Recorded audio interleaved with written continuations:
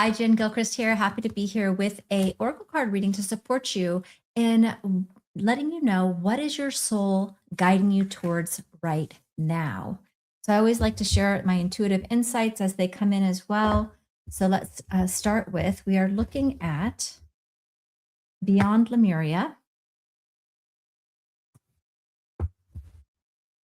And the first card that's coming through is Realm Bridger. Okay, so the first thing your soul is calling you towards right now is integrating more of your higher self. And I definitely read intuitively. There are long descriptions in a lot of these oracle cards for sure. But what I'm seeing is that this is a time of integration. This is a time where you're really increasing your ability to embody your higher self energy. You're going through a transformation and a metamorphosis of inviting, of like merging your higher self and human self more fully. Now, I know sometimes it's like, well, we are always connected to our higher self. Absolutely true. But how much are we embodying it? How much are we present? How much are we leading our life from that level of consciousness that's at our fingertips, not just in a meditation, not just periodically or spontaneously, but to actually be embodied throughout your waking day, even when the eye of the hurricane is surrounding you, right? Even if things would normally kind of put you out of your body or make you go unconscious or move into a level of fear, you're moving into a space and you're being called into a space of deeper integration so that you can keep your stability, keep your grounding, keep your energy, keep your light, keep your awareness, keep your intuition connection to yourself, your guides, and God, right?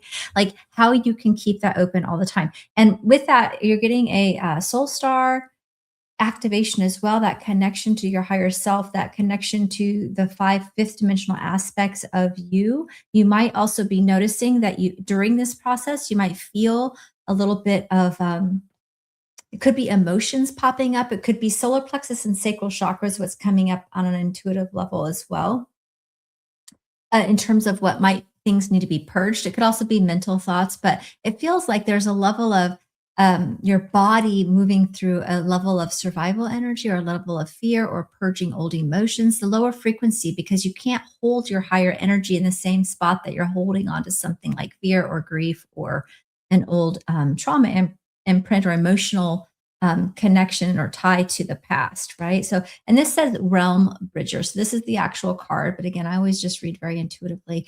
And so this is what's coming up for here. So basically, you are a light worker. You are here to bridge the consciousness for humanity through your own spiritual path and through your own embodiment, the portal keeper. I love this because it reminds me of Sekhmet. Now, of course, this can mean other things if a cat means something to you.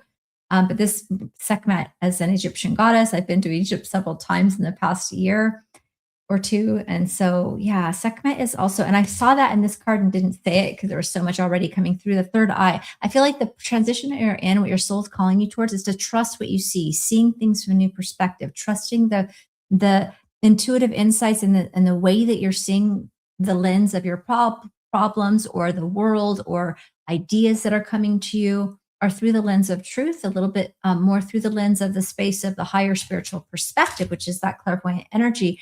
And that's a lot what I'm seeing here as well, is like opening that awareness to your clairvoyance, which allows you to see truth, to see things from a higher perspective, to trust what you see, to trust what you know, right?